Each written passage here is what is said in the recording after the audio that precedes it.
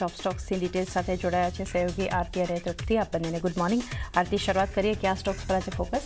જી, ઘણા બધા કાઉન્ટર છે જાણીએ. જો રિલાયન્સ આજે દિવસભર ફોકસમાં રહેવાનું છે કારણ કે અહીંયા નવા જોઈન્ટ વેન્ચર શરૂ કરવાના સમાચાર જે રીતના બનતા દેખાઈ રહ્યા છે. દિવસભર ફોકસ રિલાયન્સ પર રહેશે. રિલાયન્સ ઇન્ટેલિજન્સે રિલાયન્સ એન્ટરપ્રાઇઝ ઇન્ટેલિજન્સ નામથી જોઈન્ટ વેન્ચરની શરૂઆત કરી છે અને મેટા પ્લેટફોર્મ્સ સાથે મળીને આ જોઈન્ટ વેન્ચર તેમણે શરૂ કર્યું છે, જેમાં REILનો 70% ભાગ રહેશે અને મેટાની સબસિડરી ફેસબુકની વાત કરી લઈએ તો 30% ભાગ તેમનો આ જોઈન્ટ વેન્ચરમાં રહેતો જોવા મળશે. સાથે જ REIL AI સર્વિસના ડેવલપમેન્ટ, માર્કેટિંગ, ડિસ્ટ્રીબ્યુટિંગ અહીંયાથી આપણને કરતી જોવા મળશે અને જોઈન્ટ વેન્ચરમાં 855 કરોડની શરૂઆતી રોકાણની જો આપણે વાત કરી લઈએ તો આ કિંમત આપણને રહેતી દેખાઈ રહી છે. તો રિલાયન્સ આજે ખાસ કરીને દિવસભર ફોકસમાં રાખવાનું રહેશે. અહીંયા એક આ સમાચારના લીધે પોઝિટિવિટી આગળ વધતી દેખાઈ શકે છે. નેક્સ્ટ કાઉન્ટર કોટક મહિન્દ્રા બેંકનું કાઉન્ટર છે. અહીંયા બીજા ત્રિમાસિકના નંબર્સ જોઈએ તો અનુમાનની નજીક રહેતા દેખાઈ રહ્યા છે, જ્યાં નફો 2.7% જેટલો ઘટ્યો છે યર ઓન યર બેઝિસ પર. સામે NIIની વાત કરી લઈએ તો ત્યાં 4.2%નો વધારો જોવા મળતો દેખાયો છે અને 7,311 કરોડની આસપાસ આ NII જે છે તે આવતા દેખાયા છે. ગ્રોસ NPAમાં ઘટાડો છે, નેટ NPAમાં પણ ઘટાડો જોઈ રહ્યા છે QOQ બેઝિસ પર. પ્રોવિઝન જે છે તે અહીંયાથી ઘટતા દેખાયા છે QOQ બેઝિસ પર, જે 1,207 કરોડની આસપાસ હતા ત્યાંથી ઘટી અને 947 કરોડની આસપાસ આવતા દેખાયા છે. એની સાથે ક્રેડિટ કોસ્ટમાં પણ ઘટાડો જોઈ રહ્યા છે. અહીંયા પણ એક દબાણ આપણને આવતું દેખાયું છે. તો થોડા અનુમાનની નજીક નંબર્સ રહેતા દેખાઈ રહ્યા છે. કોટક મહિન્દ્રા બેંક પર એક ધ્યાન રાખવાનું રહેશે. બ્રોકરેજ નોટ ઘણી બધી આવી છે કોટક માટે. UBSની વાત કરી લઈએ, બાય રેટિંગ તેઓ આપી રહ્યા છે 2,450 રૂપિયા પ્રતિ શેરના લક્ષ્ય સાથે. જેફરીસ તરફથી બાય રેટિંગ છે 2,650 રૂપિયા પ્રતિ શેરના લક્ષ્ય તેઓ આપી રહ્યા છે. CLSA હોલ્ડ રેટિંગ આપી રહ્યું છે 2,350 રૂપિયા પ્રતિ શેરના લક્ષ્ય સાથે. અને મોતીલાલ ઓસવાલની વાત કરી લઈએ તો તેમણે બાય કોલ આપ્યો છે 2,500 રૂપિયાના લક્ષ્ય આપી રહ્યા છે તેઓ. સાથે નુવામાં અહીંયા હોલ્ડ રેટિંગ છે તેમના તરફથી 2,082 રૂપિયા પ્રતિ શેરના લક્ષ્ય તેમના તરફથી આવી રહ્યા છે. તો પોઝિટિવ બ્રોકરેજ નોટ છે. આજે અહીંયા કોટક બેંક પર પણ એક પરિણામનું રિએક્શન કઈ રીતે આવે છે એના પર નજર રાખવાની રહેશે. નેક્સ્ટ કાઉન્ટર ફાર્મામાંથી ડોક્ટર રેડ્ડીઝનું કાઉન્ટર છે.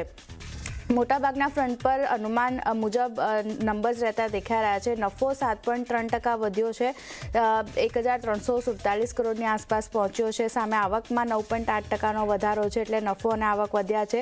એબિટા થોડા ઘટ્યા છે, 3.2% એબિટા ઘટી અને લગભગ 2,010 કરોડની આસપાસ પહોંચ્યા છે. જ્યારે માર્જિનમાં પણ થોડો ઘટાડો જોઈ રહ્યા છે આપણે, જે 25.8% પર હતા ત્યાંથી માર્જિન ઘટી 22.8% પર રહેતા દેખાયા છે. તો એબિટા અને એબિટા માર્જિન થોડી ચિંતા છે, પણ નફો વધ્યો છે, આવક વધી છે, અહીંયા એક ધ્યાન રાખવાનું રહેશે. સાથે વાત કરી લઈએ, અહીંયા જે બ્રોકરેજ નોટ આવતા દેખાઈ રહ્યા છે. નુવામાં બાય રેટિંગ આપી રહ્યા છે 1,475 રૂપિયા પ્રતિ શેરના લક્ષ્ય સાથે.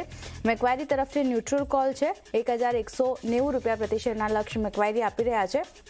અને મોર્ગન સ્ટેનલીની વાત કરી લઈએ તો ઇક્વલ વેટ રેટિંગ તેમના તરફથી છે ને 1,389ની પ્રાઇસ જે છે ટાર્ગેટ પ્રાઇસ તેઓ આપી રહ્યા છે. તો અહીંયા એક ધ્યાન રાખવાનું રહેશે ડોક્ટર રેડ્ડીઝ માટે. નેક્સ્ટ કાઉન્ટર કોફોર્જનું છે. અહીંયા જો સારા પરિણામ આવતા દેખાઈ રહ્યા છે. થોડાક નંબર્સની વાત કરી લઈએ તો નફો 18.4%, સારો એવો વધારો નફાના ફ્રન્ટ પર છે. 375 કરોડની આસપાસ પહોંચ્યો છે. સામે આવક 8% વધી છે QOQ બેઝિસ પર.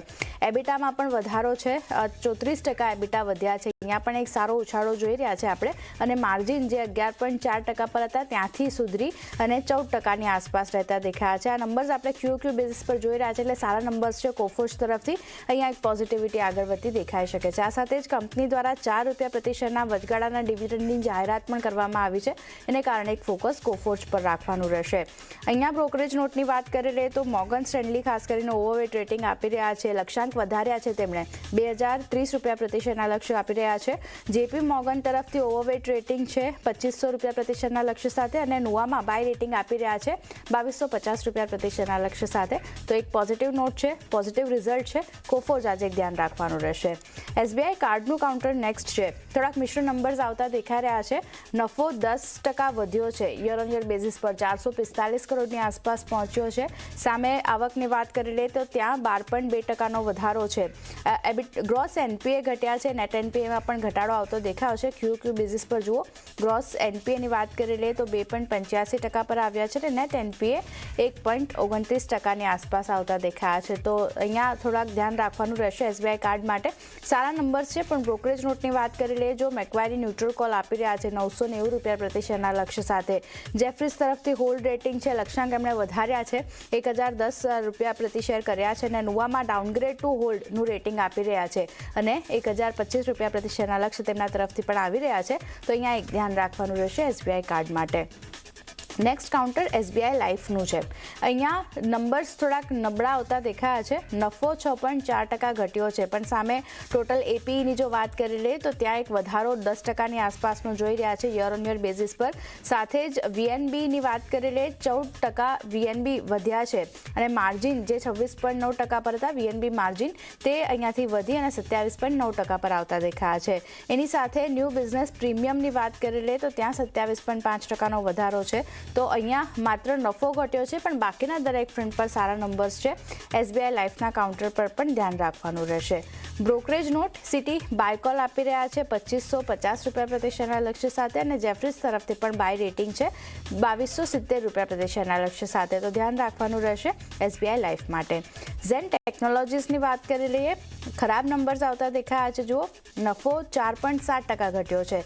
સામે આવકની વાત કરી લઈએ તો ઘણો મોટો ઘટાડો અહીંયા જોઈ રહ્યા છે, 28.3% ઓલમોસ્ટ આવક આપણને ઘટતી દેખાઈ રહી છે. એબિટાના ફ્રન્ટ પર પણ ખરાબ નંબર્સ છે, 19% એબિટા કંપનીના ઘટ્યા છે, પણ માર્જિન સુધર્યા છે. 33%ની સામે માર્જિન સુધરી 37.2% પર છે. માત્ર માર્જિનનો આંકડો સારો છે, પણ બાકીના દરેક ફ્રન્ટ પર ખરાબ નંબર્સ છે.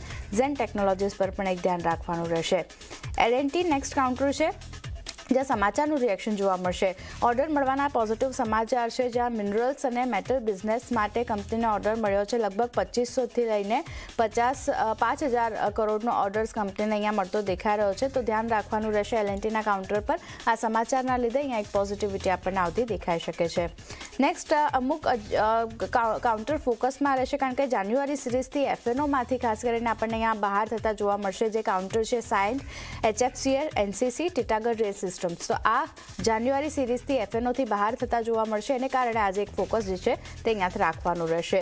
નેક્સ્ટ કાઉન્ટર ઝાયડસ લાઈફ સાયન્સનું છે. અધિગ્રહણ કરવાના સમાચાર આવતા દેખાઈ રહ્યા છે, જ્યાં ઝાયડસ મેડટેકે એમ્પ્લિટ્યુડ સર્જિકલમાં 14.4% હિસ્સાનું અધિગ્રહણ કર્યું છે.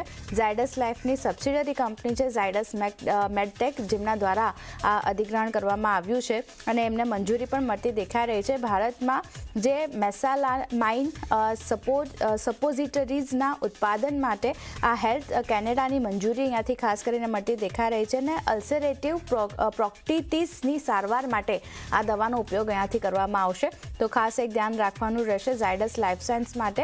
એમની કંપનીની સબસિડરી કંપની જે છે ઝાયડસ મેડટેક, જેમના દ્વારા આ અધિગ્રહણ કરવામાં આવ્યું છે, તો થોડી ઘણી અસર ઝાયડસ લાઈફ પર પણ જોવા મળશે. તો આ બધા કાઉન્ટર ખાસ કરીને ધ્યાનમાં રાખવાના રહેશે, જ્યાં રિલાયન્સ છે, ડોક્ટર રેડ્ડીઝ, કોટક મહિન્દ્રા બેંક જેવા કાઉન્ટર અને કોફોર્જમાં પણ એક પોઝિટિવિટી આપણને જોવા મળતી દેખાઈ શકે છે. એ સિવાય અન્ય પણ ઘણા બધા કાઉન્ટર છે તૃપ્તિ, જે આપણને સમાચારનું રિએક્શન જોવા મળશે. ક્યાં ફોકસ? આરતી, મારા રડારમાં ન્યૂઝ બેઝ છે. શરૂઆત હું એનસીસીથી કરવા જઈશ. ખાસ કરીને કંપનીને આપણને એલઓએ મળતો જોવા મળી રહ્યો છે. ઝારખંડ પ્રોજેક્ટ ખાતે તેમને સેન્ટ્રલ કોલફિલ્ડ્સ માસેથી લગભગ તેમને 6829 કરોડનો અહીંયા કંપનીને ઓર્ડર મળ્યો છે. ખૂબ જ પોઝિટિવ ઓર્ડર્સ અહીંયા આપણને જોવા મળી રહ્યો છે.